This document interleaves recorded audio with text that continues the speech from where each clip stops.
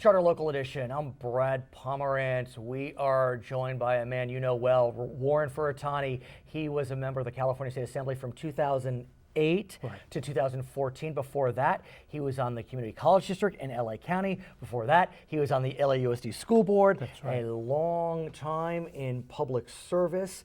Why, oh why, sir, after such a wonderful year, after wonderful years in public service, do you want to return to Sacramento? You know, Brad, for me, it's unfinished business.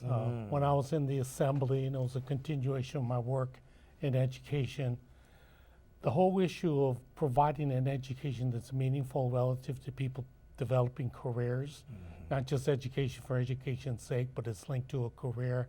I really focused on that during the term-limited environment I served under.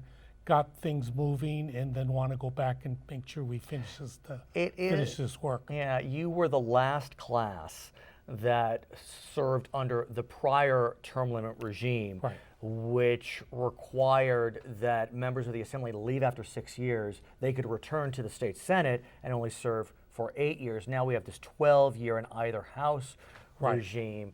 And so given that you were there for 6 years, I mean, I always wonder, I mean, did you find the bathroom? I mean, how does it work when you are under that time pressure? One advantage I had is that I also had worked for the Speaker of the California Assembly.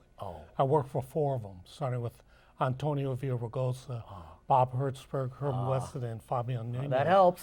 So I had a good sense of what goes on. And so the first part of, as you said, during term limits, that first couple of years, you are trying to find the bathroom. But you knew where the bathroom was. I did know. Right. I did know. And so talk to us about your desire to return to the Senate. What is it about the Senate that compels you?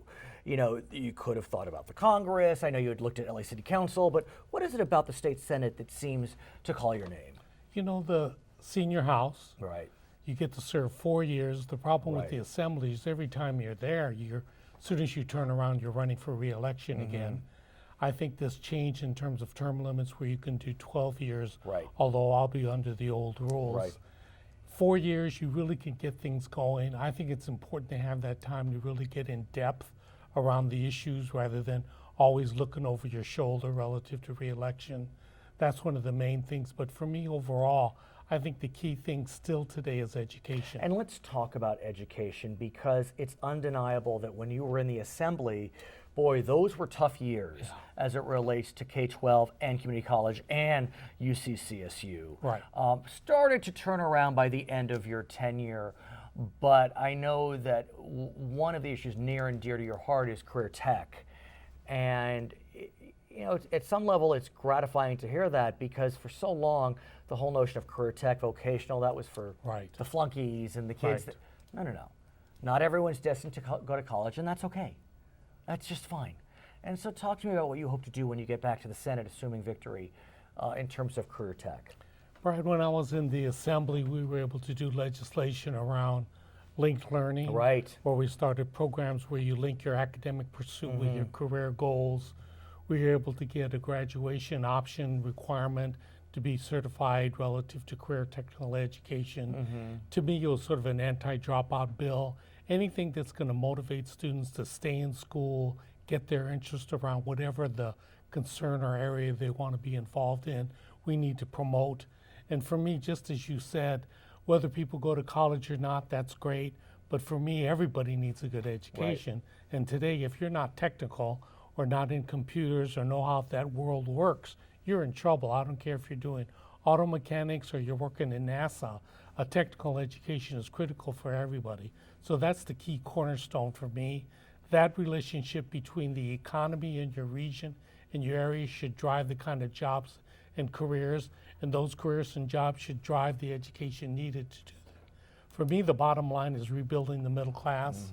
These middle class jobs where people can have a career, have a vacation, buy a home, buy cars, rather than the shrinking middle class that everybody's talking about. We need to expand it.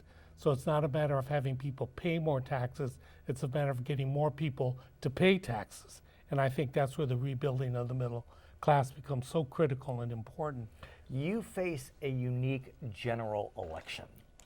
As we know, I think it was back in 2010, the voters passed what's known as a top two primary system, Right. whereby under the prior regime, the top Democrat in a Democratic primary advanced, the top Republican advanced, the top Green advanced, the top Exactly. whatever it may be.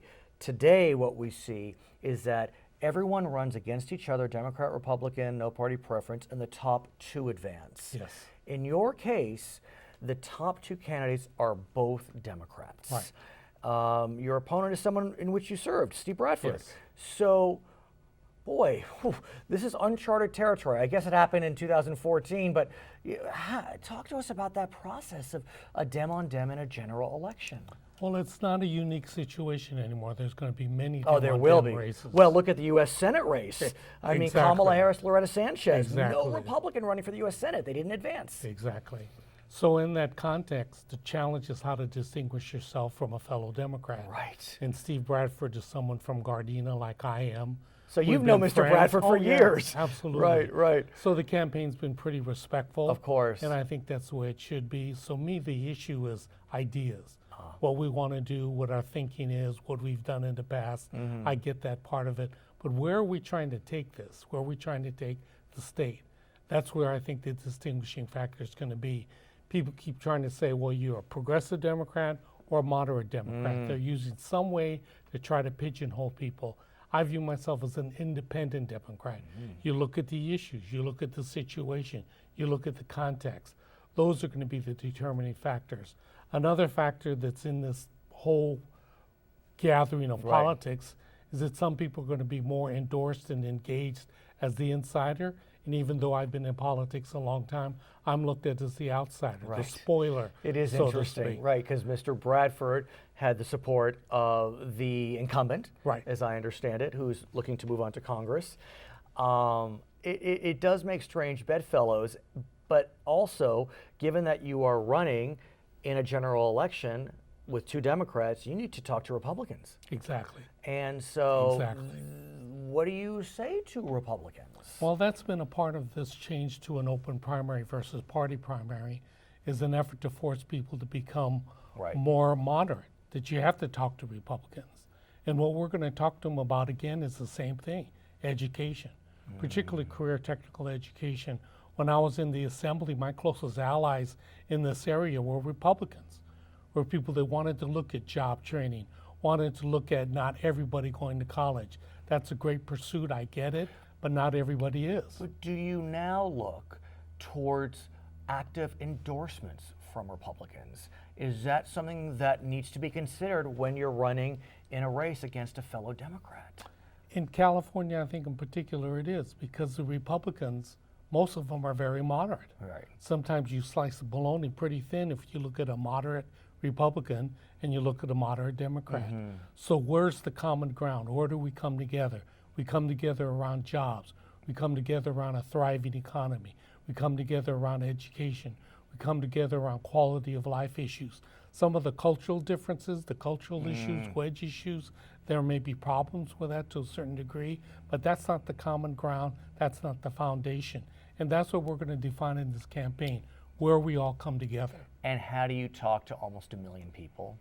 The size so of your hard. Senate district. And the other thing, Brad, is that if you look at the voter universe for the general, it's going to be so different than what we had in the primary. Right. Not only do we have this very volatile and highly spirited top of the Right, the ballot presidential race. and the state senate, Right, and then you add to that all of the initiatives, right. it's just going to be a different universe.